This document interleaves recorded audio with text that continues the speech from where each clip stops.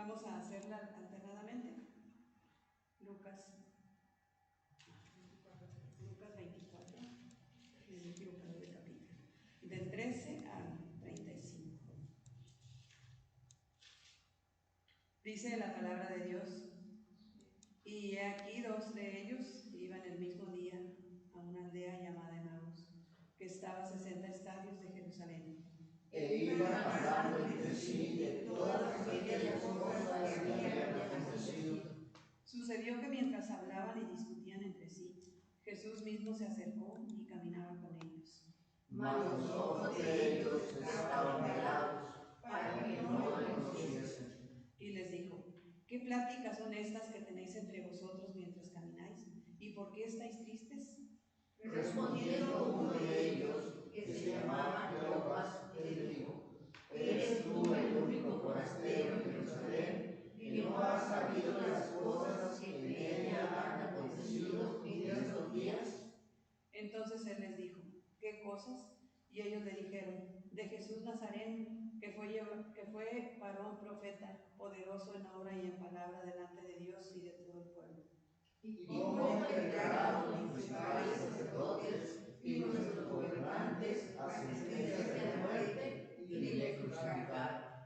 Pero nosotros esperábamos que él era el que había de redimir a Israel. Y ahora, además de todo esto, hoy es ya el tercer día que esto ha acontecido. Aunque también nos han asombrado unas mujeres entre nosotros, las cuales de día fueron al sepulcro. Y como no hallaron su cuerpo, vinieron diciendo que también habían visto visión de ángeles, quienes dijeron que él vive. Y fueron algunos de los nuestros al sepulcro y hallaron así como las mujeres habían dicho, pero a él no le vieron. Entonces él les dijo: oh insensatos y tardos de corazón, para creer todo lo que los profetas han dicho. No era necesario que el Cristo padeciese estas cosas y que entrara en su gloria. Y comenzando desde Moisés y siguiendo por todos los profetas, les declaraba en todas las escrituras lo que de él decían. Llegaron a la aldea donde iban, y él hizo como que iba más lejos. Mas ellos le obligaron a quedarse, diciendo: quédate con nosotros, porque se hace tarde y el día ya ha declinado. Entró pues a quedarse con ellos. Y aconteció que estando sentado con ellos a la mesa, tomó el pan y lo bendijo, lo partió y les dio. Entonces les fueron abiertos los ojos y le reconocieron, mas él se desapareció de su vista. Y se decía el uno al otro: no ardía nuestro corazón en nosotros mientras hablaban en el camino y cuando nos abría las escrituras. Y levantándose en la misma hora, volvieron a Jerusalén y hallaron a los 11 reunidos y a los que estaban con ellos.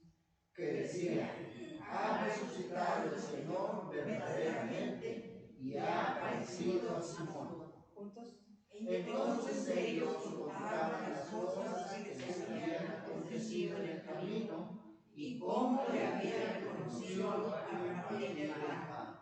Amén. Ha resucitado el Señor verdaderamente. Amén. Amén. Voy a darle tiempo a nuestro pastor. El Señor les bendiga. Gracias, Dios les bendiga. Pues vamos a ponernos en las manos del Señor y vamos a orar acá. Tenemos muchos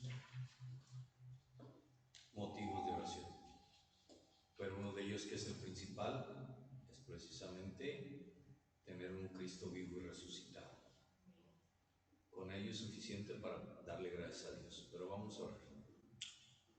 Pidamos ahora a Jesús, nuestro hermano mayor, que nos dé la gracia de ser más conscientes de cómo Él nos acompaña a cada uno de nosotros en el camino de la vida.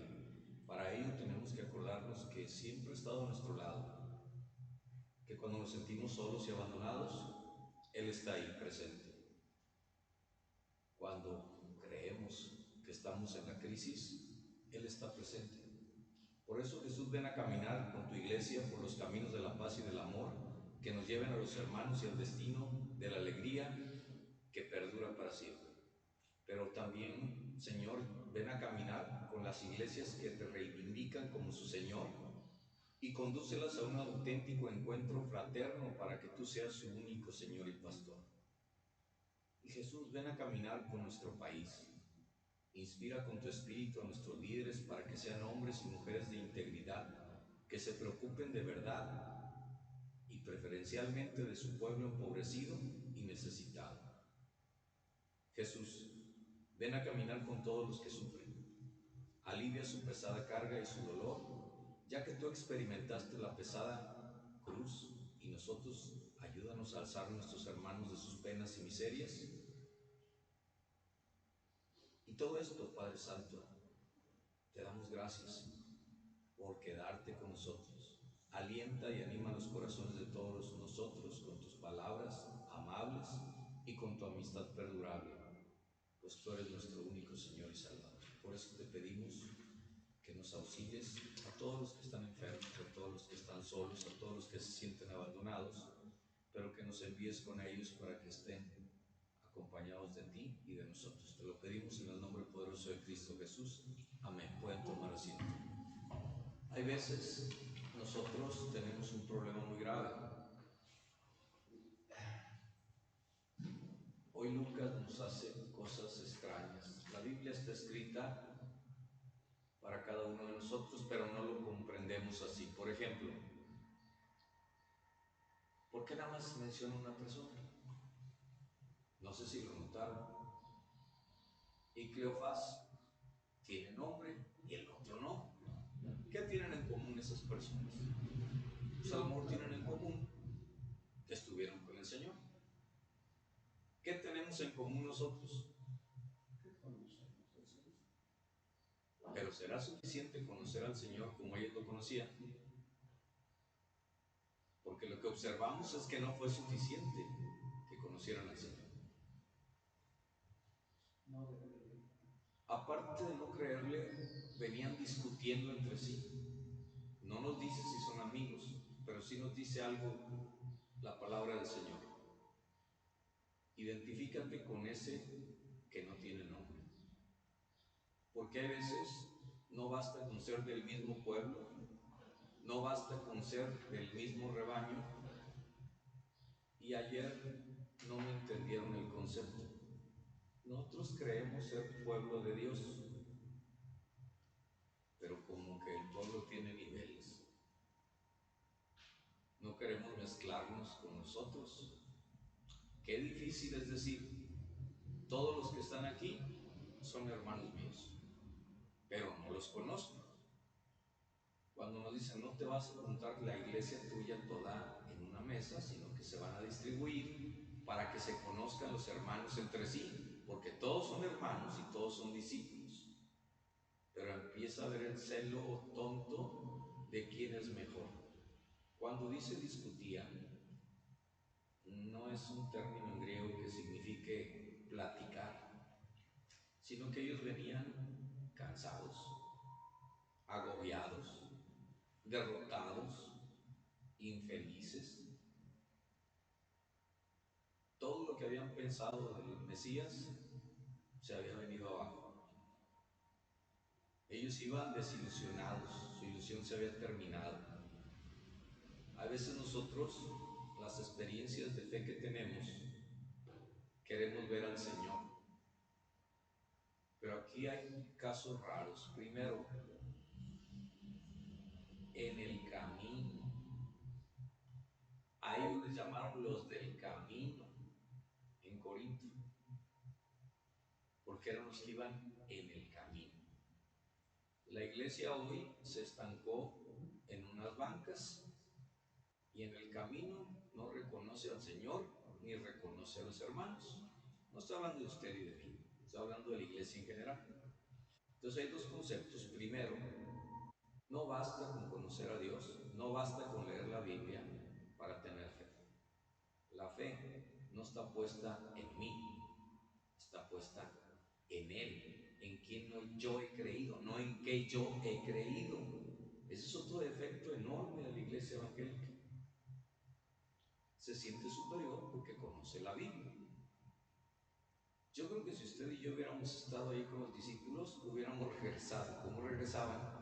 A Emaús, o como estaban espantados, encerrados, para que no les corriera la misma suerte de morir como Jesús. Mi amigo el que murió, el doctor, era muy celoso de la Biblia, y le agradezco a Dios por la vida de él. Pero cuando yo hablaba de estas cosas, él se sentía ofendido, y yo le decía: Lalo, ¿acaso tú eres el único cristiano que existe en la vida? ¿Acaso todos los cristianos son como tú?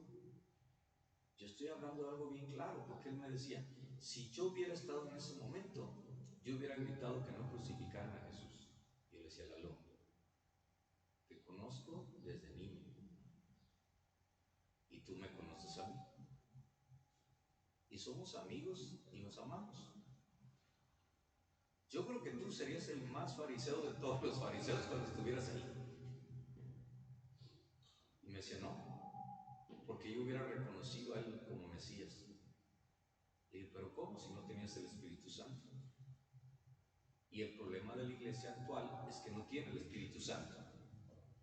Tiene la Biblia, tiene los discípulos, tiene discipulado, pero un discipulado que no va dirigido a conocer al autor y consumador de la fe, sino a una doctrina, a una forma de vivir dentro de un templo, a una liturgia, a una forma de acompañarse dentro del templo, pero fuera de él no hay esa relación.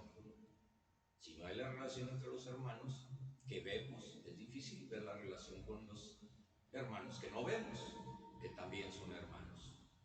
Incluso nos damos el lujo en ocasiones de decir: no, esos no son hermanos porque esos gritan, o porque esos tienen diferente doctrina a la nuestra. Yo no sé, porque la fe está puesta en Él, en Cristo. Eso es la fe, pero la fe es un don y es parte del fruto del Espíritu. Entonces no depende de mí, depende de Dios. Dios nos otorga la fe y nosotros ejercemos la fe. Por ejemplo, el agua que nos llega a la casa depende de nosotros, pero si no la administramos, nos podemos quedar sin agua. Pero el agua no depende de lo que hagamos nosotros. El agua depende de la fuente, del origen. Si en el origen hay una sequía, nosotros nos quedamos sin agua, aunque paguemos, aunque lleguemos al donde den el agua y decir: yo te doy lo triple, pero quiero agua. No hay, ya pasó en Monterrey. Entonces tampoco es suficiente, número uno, conocer la Biblia. Número dos, vivir en comunidad, porque ellos lo vivían. Ellos conocieron a Cristo y vivían en comunidad. Ellos vieron los milagros. Usted y yo no hemos visto los milagros que hacía Cristo. Vemos milagros que hace Cristo a través de nosotros. Pero hay veces esos milagros ni los sabremos si son milagros, porque hay personas que aparentan una enfermedad y hay pastores que aparentan una sanidad. Todo ocurre en la vida con tal de vanagloriarnos de que somos famosos, de que tenemos poder. Sin embargo, en este caso, ellos van caminando y aquí viene lo interesante. Nosotros necesitamos caminar con hermanos que vayan desilusionados. Pero hay dos conceptos que hizo Jesús. No los recriminó, ¿verdad? Los dejó que hablaran. Incluso dijeron: tú eres el único forastero que no sabe lo que pasó allí. Hay veces las cosas malas se arden como la paja o como los árboles en el bosque. Cuando pasa algo malo en una iglesia, todo el mundo habla de eso. Cuando pasa algo extraordinario también. Pero en las cosas naturales nadie habla. Casi a nadie le interesa cómo sigue fulanito, cómo sigue sultanita, si consiguió el trabajo perenganito, si tiene problemas con sus hijos sultanito. No nos interesa. Entonces necesitamos acompañarnos en el camino, no en el templo, en el camino, con las personas que están sufriendo.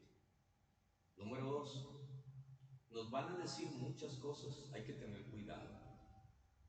Porque aquí, ¿qué hubieran hecho ustedes? Lo natural. Si llegan y les dice, no, pero es que murió en la cruz.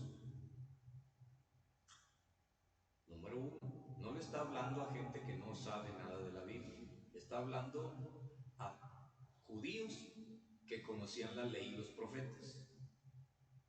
¿Por qué? Porque no había Netflix, no había nada de lo que hay hoy. Entonces ellos iban al templo a cumplir sus festividades, porque tenían una sinagoga donde les enseñaban. Y había gente preparada para enseñarles. Entonces todo el mundo estaba, ¿qué estaba esperando el judío? Pues el judío estaba esperando al Mesías. Ahora yo le voy a preguntar a usted, ¿qué está esperando usted? Pues al Mesías que venga, pero él ya no viene a lo que quieren los judíos. Nosotros tenemos una esperanza diferente. Porque para el judío todavía ni siquiera nace el Mesías. Para nosotros no solamente nació, vivió, murió y resucitó y subió al cielo. Y allá está, en espera de la orden que venga por nosotros. Entonces es una situación muy diferente, que por eso he repetido que cuando evangelizamos no sabemos hacerlo. Pues cuando consolamos a veces no lo hacemos bien. ¿Cómo sabremos si no lo hacemos bien? Porque la persona se siente bien o mal. A veces se siente mal.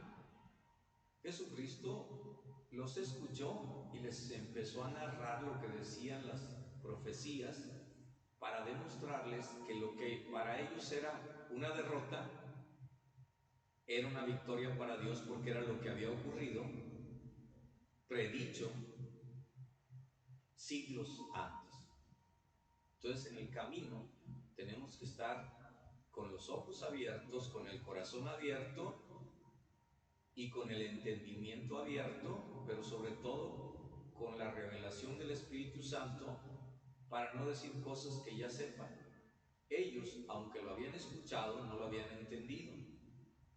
Hay veces llegamos y hay alguien que está enfermo y lo primero que decimos, ¿qué es? La verdad. ¿Qué le decimos?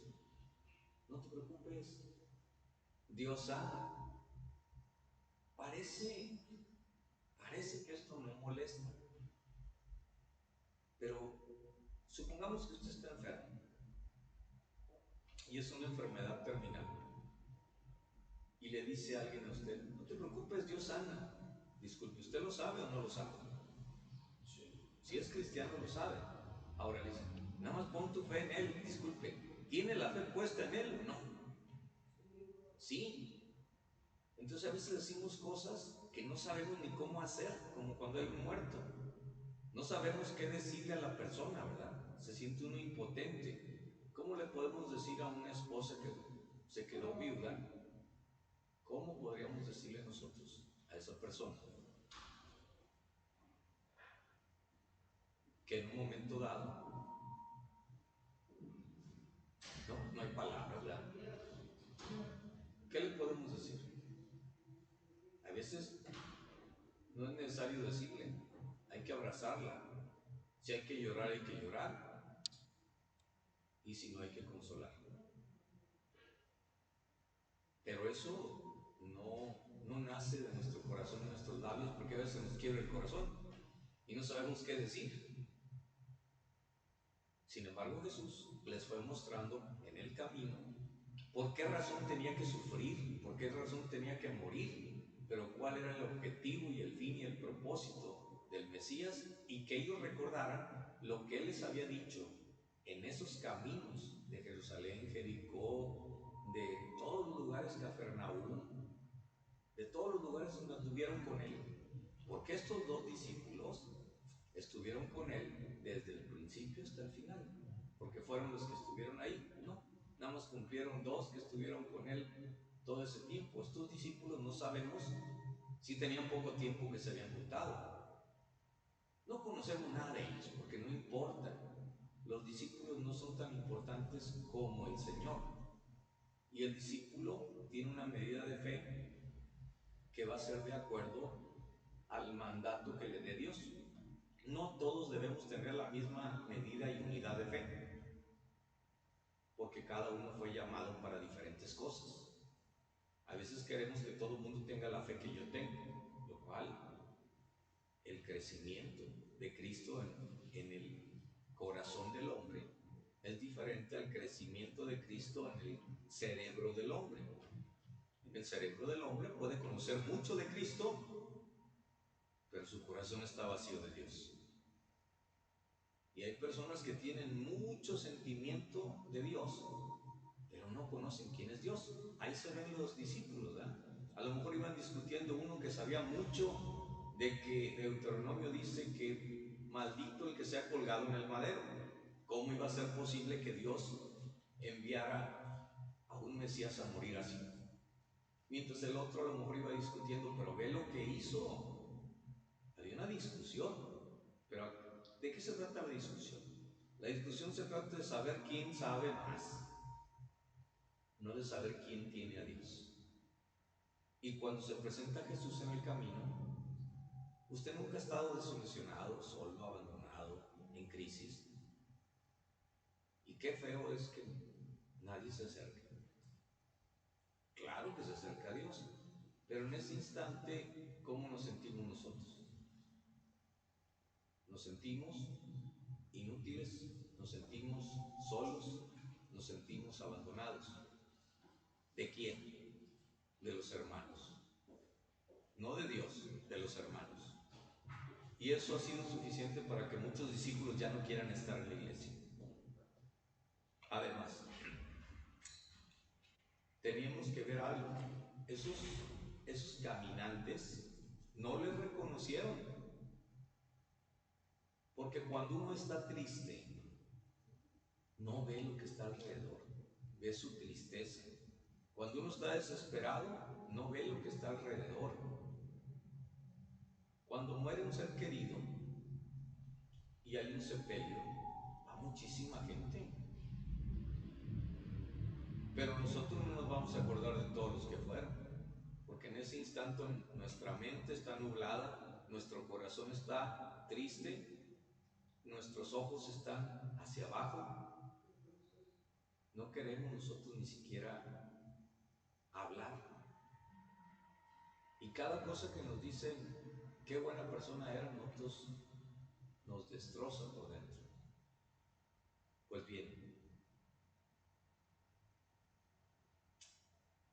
hay veces el discípulo no conoce a Dios, no lo reconoce. A eso quiero llegar. Conocerlo en la Biblia, le dice la Biblia de arriba abajo, y se lo he dicho a varios pastores. ¿De qué te sirve saber todos los versículos y ser casi un juez de la Biblia si vives de una manera tan poco feliz? ¿De qué le sirve a alguien tener tanto dinero o ganar tanto dinero si no se lo puede gastar? ¿De qué le sirve? Por ejemplo, la gente del banco maneja muchísimo dinero, los cajeros, pero ninguno de esos dineros es de él. Es más, si se equivoca tiene que pagar, ni siquiera es de él. Nosotros tendríamos que ver también que la respuesta que demos nosotros a la gente sea una respuesta de esperanza, de acuerdo a lo que está escrito en la Biblia, no de acuerdo a lo que diga el mundo, porque suena vacío. Por ejemplo, se muere alguien y ¿qué le decimos? No te preocupes, tu abuelita, tu mamá, tu esposo, tu hija, tu hijo. ¿Qué dice la generalidad? Está con Dios. Incluso llegamos a cosas bien extrañas. Ahí está en esa estrellita. O sea, nosotros llegamos a cosas bien raras que no tienen nada que ver y que suena hueco. Por ejemplo, cometemos un error y perdemos dinero. ¿Y qué le decimos a la gente? No te preocupes, ya lo recuperarás. Eso ya no lo recupero. Lo que perdí, no lo voy a recuperar. Voy a recuperar otras cosas. Pero lo que perdí, no. Voy a ganar otras cosas. Y depende que haya perdido. Y depende cuánto haya perdido. Y depende para qué era ese dinero que he perdido. Entonces, si yo no sé todo este contexto, hablo cosas como eso, va y viene el dinero. Pues sí, pero como dijo alguien por ahí, ¿cómo dice? Si amas lo que quieres y lo dejas libre, regresará. Dice, pues yo no amo el dinero porque no regresa.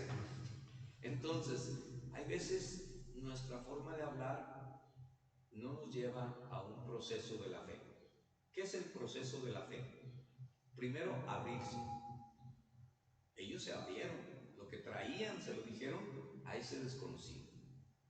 ¿Pero por qué? Porque el desconocido les dio confianza, no los atacó, los escuchó. Entonces la confianza empieza con escuchar. Y la confianza que tienen los otros es que se van a desahogar. Ese es otro problema. Tenemos que esperar a que se desahoguen y no ahogarlos más nosotros. Y ese proceso de la fe nos lleva a interesarnos por la gente, a preguntar por la gente y a decirles lo que dice Dios en su palabra para esos casos. Entonces, ¿qué se necesita? Número uno, no leer la Biblia, sino conocerla. Y el que conoce la Biblia conoce a Cristo. Y el que conoce a Cristo tiene el Espíritu Santo. Y el que tiene el Espíritu Santo le recuerda lo que sabe para poderlo hablar en ese instante. Este proceso de fe no es una cuestión cognitiva, no es una cuestión de conocimiento, no es una cuestión de aprendizaje, es una cuestión de relación. ¿Qué pasa en los esposos? Muchas veces no necesitan ni hablarse, se conocen. Saben cuando está enojado, cuando está enfermo, cuando está triste, cuando algo le pasó, cuando está contento, cuando la regó.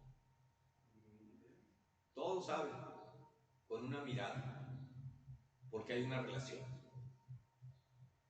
Entonces nosotros debemos de tener esa respuesta de aquel caminante. Primero ser el caminante. Cristo está en el corazón del hombre, pero cuando existe una crisis, cuando existe algo que sentimos que es defraudados por lo que esperábamos, hay veces la mejor respuesta es de que no viene de Dios directo, porque estamos decepcionados de Dios, estamos opacados, necesitamos que venga alguien más, pero que nos aclare las cosas porque es un enviado de Dios. Jesucristo fue el ángel del Señor, el enviado de Dios. Pero somos tan hábiles que luego decimos, es que el Señor me envió. Pues si te envió, ¿por qué salió más triste la persona? Ahí se nota que no es cierto. No, pero es que no quiere aceptar la verdad. No es que no quiera aceptar la verdad, es que tú no fuiste enviado para eso. Hay veces nos dice un albañil, no se preocupe, yo sé plomería. Bueno, pues hágalo, pero no fue enviado para ser plomero, fue enviado para ser albañil. Y no es lo mismo ser albañil que ser plomero. No, pero cualquiera lo hace. No cualquiera lo hace. O el albañil que no es pintor, tampoco sabe cuántas manos y de qué tipo ni cómo se hacen las mezclas de los colores para alcanzar el color que se desea. Eso no lo sabe el albañil. Eso solamente lo sabe el pintor. ¿Qué tipo de pintura va en el exterior? ¿Qué tipo de pintura va donde está el sol? ¿Qué tipo de pintura va en el interior? ¿Qué tipo de pintura está en un lugar húmedo, en un lugar seco, en un lugar frío, en un lugar caluroso? Eso no lo sabe el albañil. Entonces, si usted es discípulo, pregúntele a Dios para qué está como discípulo. Porque a veces nos metemos en líos que Dios no nos envió. Y en lugar de ayudarle a Dios, en lugar de ser un puente, a lo mejor somos un muro. Y ese muro permite que no se vea a Dios. Porque, por ejemplo, fíjense, todavía a veces somos tan crueles que llegamos y, ay, es que se murió mi esposo, pero tú no lo querías, si te engañaban. O sea, en lugar de decir, puedes tú tener muchos rencores hacia alguien, pero eso no significa que no lo ames. Eso no significa eso. Hay gente, los padres, las madres, se quedan con muchas heridas en el corazón por parte de los hijos, pero los aman. ¿A poco les gustaría a ustedes como mamá que llegara en el velorio alguien de su hijo y les dijera, qué bueno que se murió, te hacía sufrir mucho a ti? Van a decir ustedes, pero yo lo amaba. Ese es el problema, que a veces no entendemos.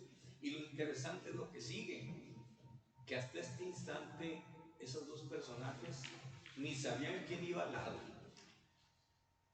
pero algo les pasó en el corazón. Entonces ahora ya van entendiendo cuando dicen, cuando crees con el corazón. Es bien diferente a cuando crees en el cerebro. En el cerebro se hacen soberbios, en el corazón se hacen discípulos.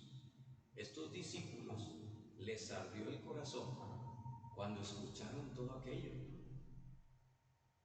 ¿Y cuál fue la exclamación de ellos? A ver, vamos a ver, porque es interesante ver cómo ellos van caminando y de repente dice,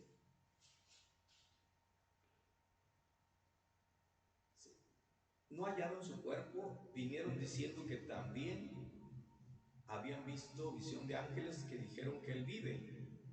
Y fueron algunos de los nuestros al sepulcro y hallaron, así como las mujeres habían dicho, pero a él no lo vieron. Entonces él les dijo, oh insensatos, tardos de corazón para creer todo lo que los profetas han dicho. Ahí está la clave. Hay veces nosotros leemos de corrido y no podemos entenderlo, porque las palabras de la Biblia tienen un concepto bien profundo acerca de las otras partes de la Biblia. Cuando hincamos a alguien y si tú crees con tu corazón y confiesas con tus labios, no entiende nada la gente. Pero si empezamos primeramente a que conozcan quién es Él, quién es Dios, quién es el pecado, cuál es el plan de Jesucristo, y si ellos desean hacer un cambio, ya después conocerán más a fondo a Dios. Pero de principio al menos saben cuál es la solución. Usted cuando se toma un medicamento no le interesa nada más que ser curado. Ya cuando se curó, entonces empieza a ver, ¿y por qué me curaría? ¿Y cómo sería? ¿Y qué debo de comer? ¿Y qué debo de hacer? ¿Y ese doctor vale la pena? ¿Y ese medicamento? Tanto que hasta lo recetamos. Hasta eso hacemos. Nos convertimos en doctores. A mí me dio resultado tal medicamento, tómatelo. Pero todavía dice,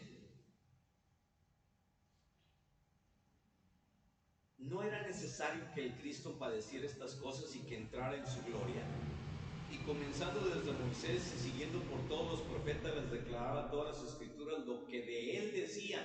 Eso también es bien importante. A veces decimos muchos versículos bíblicos que no tienen razón de ser con la pregunta que se hizo.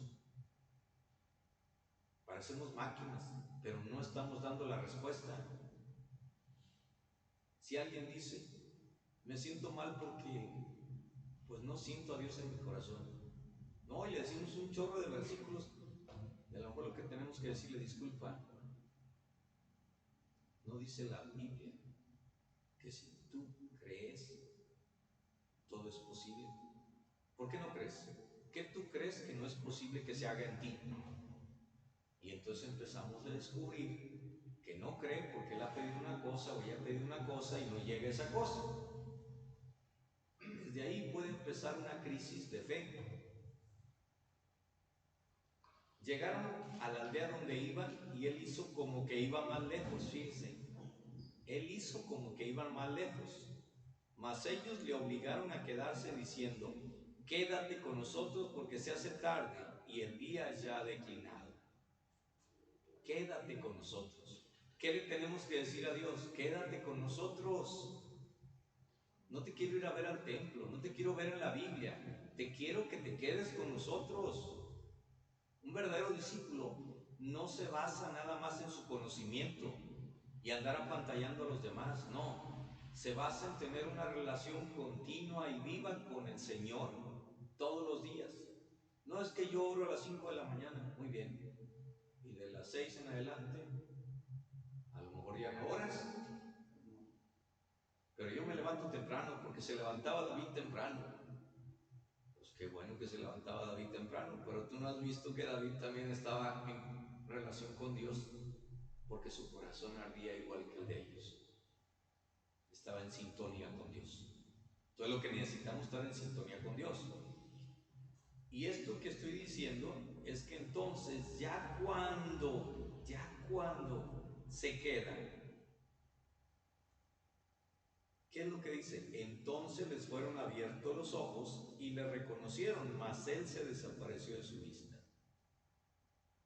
y se decían uno al otro, ¿no ardía nuestro corazón a nosotros mientras nos hablaba en el camino y cuando nos abría las Escrituras? Fíjense, claro que nos podemos ir.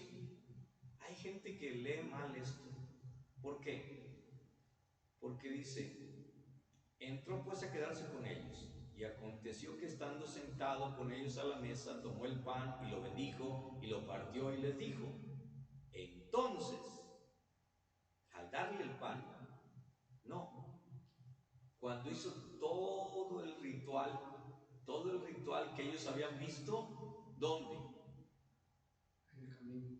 No, Cuando estaba con ellos en la cena. en esa última cena, Él les dijo que iba a pasar. Él hizo todo este ritual. Entonces, cuando Él hizo lo mismo, se le abrieron los ojos. Hay gente que ha dicho, es que en toda la Eucaristía, o la acción de gracias, o la Santa Cena, o como quieran llamarle, es la que nos abre los ojos. No.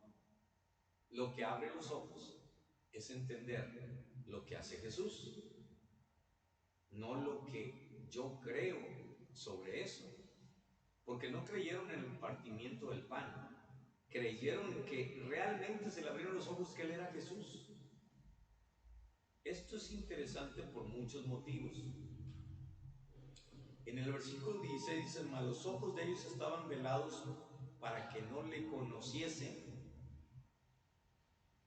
porque si le conocían, no iban a entender que ese dolor era parte de la pasión de Cristo, que estaba ya predicha en la Escritura.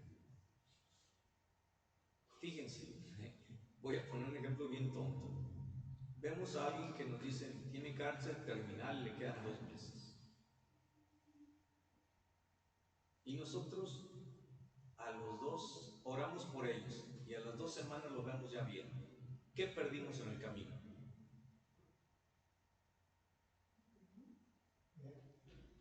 Estar con Él, conocer qué fue lo que hizo. ¿Y a qué nos va a llevar? ¿A qué decimos? ¿Se puede curar el cáncer? Venga y ore aquí.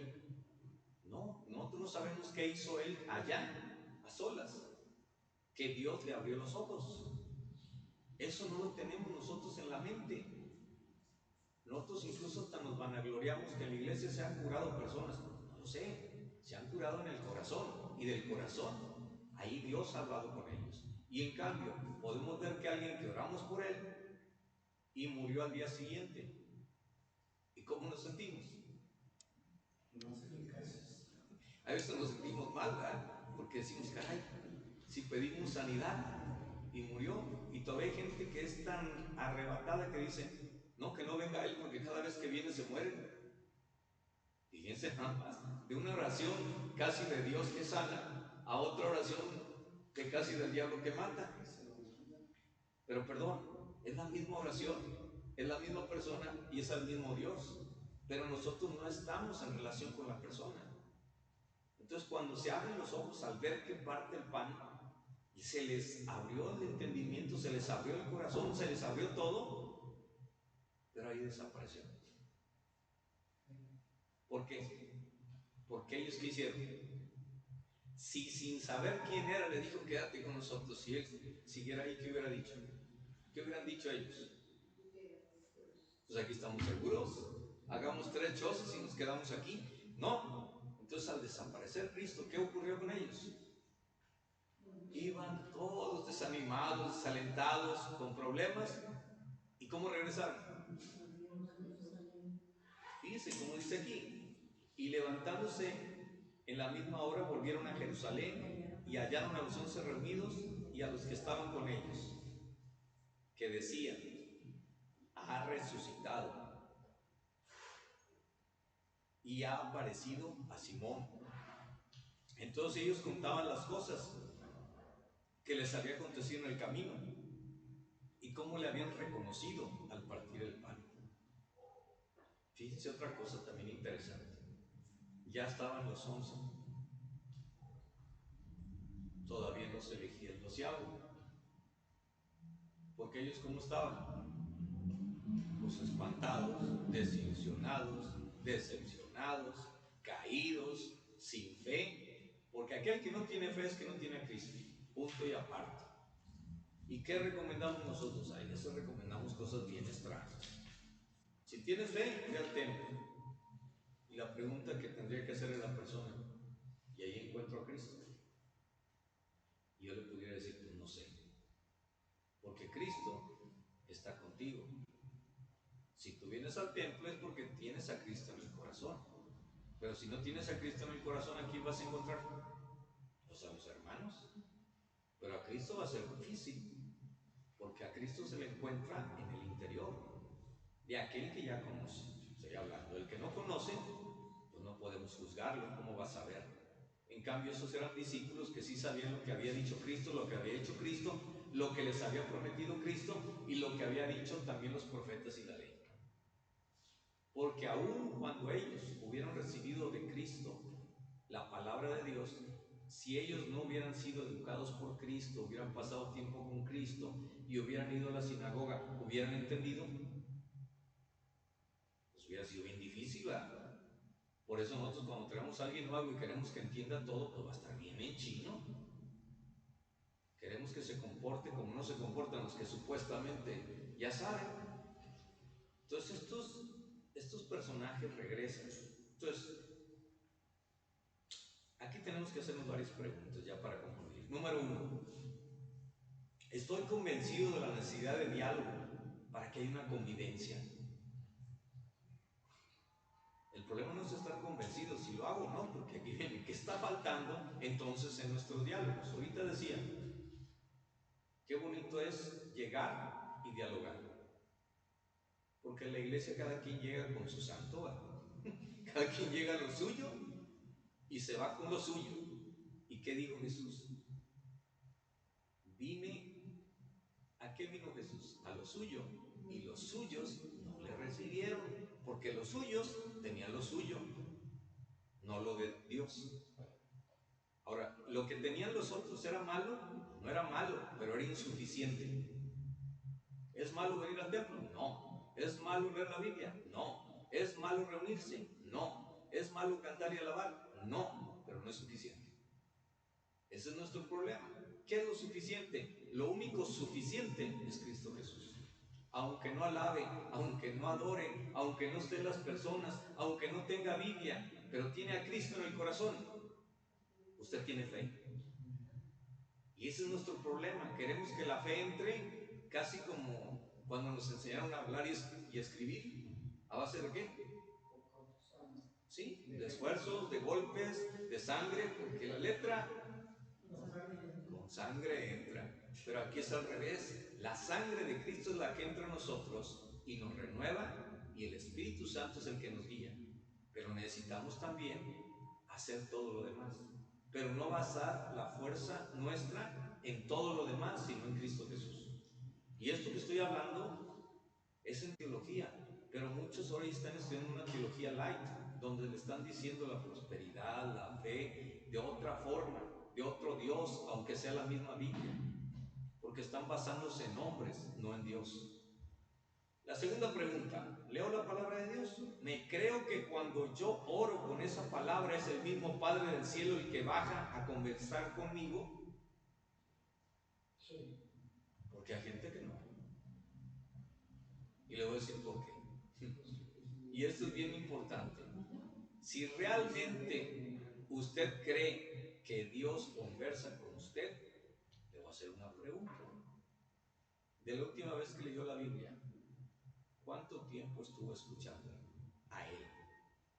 No cuánto tiempo estuvo leyéndole y meditándole a usted, sino decirle, aquí estoy y quiero saber qué quieres de mí. No qué dice ahí.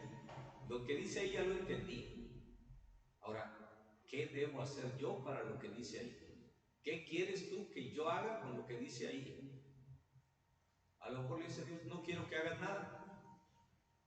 Hay veces en la escuela que nos decían, tú vas a hacer esto, y yo, usted no haga nada. Ah, bueno, gracias. ¿Por qué? Porque así es. Pero nosotros estamos acostumbrados a quedar bien haciendo cosas. Y no es hacer cosas, es creer en Él, no hacer cosas para Él, porque realmente Él no necesita nada. Y si no lo hace usted, pues Él va a agarrar a otra persona que lo haga. Pero eso sí, la voluntad de Dios se va a hacer. Ahora bien, el hecho de tomar la Santa Cena, de romper el pan, que aquí no se hace, es otro concepto. E iban a la fracción del pan, así dice la Biblia. Como el evangélico tiene un pavor a parecerse al católico, y les voy a decir algo, lo que me choca, ¿qué dicen? Lo que me choca, me checa. Resulta que los evangélicos se parecen más al católico, evitando hacer lo que dice la Biblia. El partimiento del pan era una forma de decir, este es el cuerpo roto mío, pero este cuerpo roto se comparte, y este cuerpo roto está en todo el mundo. Este cuerpo roto no es que tú tomes la Santa Cena porque tú seas el único discípulo de Dios, o la única denominación, o el más santo, sino porque Él quebró su cuerpo para ser compartido, para dar la vida por los demás. Ahora, de ahí, eso me motiva a darme y romper mi cuerpo para darlo a los demás. Porque nos quedamos en la parte nada más de que Cristo vendrá por nosotros. Pero Él viene, ¿por qué? Porque nos dio un talento, y no va a decir, ¿cuántos talentos ganaste? No nos va a decir, ah, qué bueno, ya me esperaste. Si Dios le dice, ahí quédese y no se mueva, ahí quédese. Pero si Dios no le dijo eso, pregúntele qué tiene que hacer. ¿A ti qué elegir? ¿Tengo algún grupo cristiano con quien comparto vivencialmente la fe? ¿Tengo algún grupo cristiano con quien comparto vivencialmente la fe? No discusiones de doctrina, de vivencia de fe, de vivencia de Cristo. Si no lo tengo, la pregunta es, entonces, ¿qué espero? ¿Por qué nada más nos juntamos los de aquí? Es más, las iglesias nazarenas ni se juntan. Los pastores se quieren juntar, le digo, ¿para qué? ¿Para qué nos juntamos nosotros si las iglesias no se juntan? ¿Para hacer amistad nosotros? No, porque eso no es bueno. Lo bueno sería hacer la amistad en toda la familia nazarena, no nada más en los pastores. No, pero hacemos un culto unido. No, es interesarnos por la gente. Ahora, si no lo hacemos entre nosotros, menos con Iglesia de Dios, con Asamblea de Dios, y todavía hay gente que me está criticando porque ando con ellos, cuando realmente no entendieron el concepto del partimiento del pan. Y aquí tendríamos que meditar. Todas estas preguntas nos debe llevar a tener algo bien claro. Fíjense, ¿son la meditación y el estudio de las Escrituras con el fin de conocer y reconocer al Señor como una prioridad en mi vida y obedecerle? O sea, cuando yo leo la Biblia, ¿para qué la leo?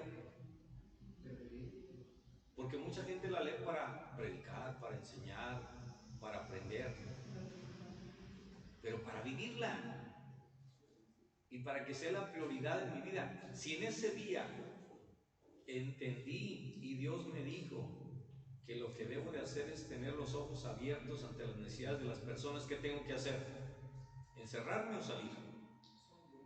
Entonces tengo que salir, porque tengo que salir avispado a lo que sea. Número 2, cuando medito los acontecimientos que me rodean aquí en México, aquí en Laredo y en el mundo, las injusticias, sufrimientos, odios, venganzas, egoísmos, muerte, percibo que se interesa Dios por nosotros y está presente en medio de nosotros. ¿Cómo, dónde y cuándo le reconozco que está presente? Y eso lo digo por algo. Les comentaba que la semana anterior tuvimos una reunión con la red de madres de desaparecidos de Nuevo León. Y realmente se nota el sufrimiento. Son 2 años, en algunos casos 3 años, en otro caso andar buscando. Ya no les interesa si están vivos, sino saber dónde están. Creo que deberíamos de irnos al punto 3. Me doy cuenta que Jesús quiere que su salvación llegue a todos para que puedan vencer el sufrimiento y la muerte como Él lo hizo, superándolos con un amor que no conoce límites en la entrega y la fidelidad a Dios. O sea, ¿para qué yo quiero realmente conocer a Dios? ¿Les hablo de la salvación a la gente? ¿Les hablo que hay un Salvador que les puede ayudar? A lo mejor no, ¿verdad? A lo mejor hablo de Piqué y Shakira, hablo de todo lo que pasa en el mundo, hablo de las balaceras, hablo de todo, menos de la salvación. Vamos a ponernos de pie para orar. Y vamos a poner en esta oración a que nuestro corazón arda como ardió en ese instante con los discípulos, como ardió con Juan Wesley en un lugar que se llama Aldersgate, donde él estaba escuchando una predicación y se dio cuenta, él siendo anglicano y siendo sacerdote, siendo preparado y teólogo, que no era salvo. ¿Cuántos estarán en las iglesias que no son salvos? Y si no somos salvos, ¿de qué sirve que venga Cristo otra vez? Entonces, ¿cuál debería ser nuestra prioridad? ¿Que vengan a la iglesia o que sean salvos? Que sean salvos. Y si son salvos, Dios los va a enviar a la iglesia. Pero si traemos insalvos y siguen sin ser salvos y luego toman el control de la iglesia, tenemos a paganos a cargo de las iglesias, que no les interesa la salvación ni que los demás se salven. Y eso es una realidad. Pongámonos de pie para orar. Hermanos, en esta celebración hemos encontrado a nuestro Señor resucitado. Él nos ha dirigido su palabra de vida y ha partido su pan para nosotros. Que ojalá sepamos proclamar y compartir unos con otros su palabra, que haga arder nuestros corazones con esperanza, con vida, y que sepamos ser el pan que alimenta a todos los que nos rodean por medio de su palabra y de nuestro propio cuerpo. Oh Dios nuestro, Dios de vida, tu Hijo Jesús nos ha hablado cálidas palabras de aliento y esperanza. En esta mesa que es el altar, nos ha nutrido con el pan tierno de su palabra para sustentarnos en nuestro camino peregrino hacia ti y hacia los hermanos. Que el alimento de su palabra nos guíe unidos en una sola fe, un solo amor, un solo Señor, un solo bautismo y una sola preocupación común por todo lo recto, bueno, santo y la salvación del mundo. Te lo pedimos y te lo rogamos en el único y poderoso nombre de nuestro Salvador Jesucristo. Amén. Pueden tomar asiento.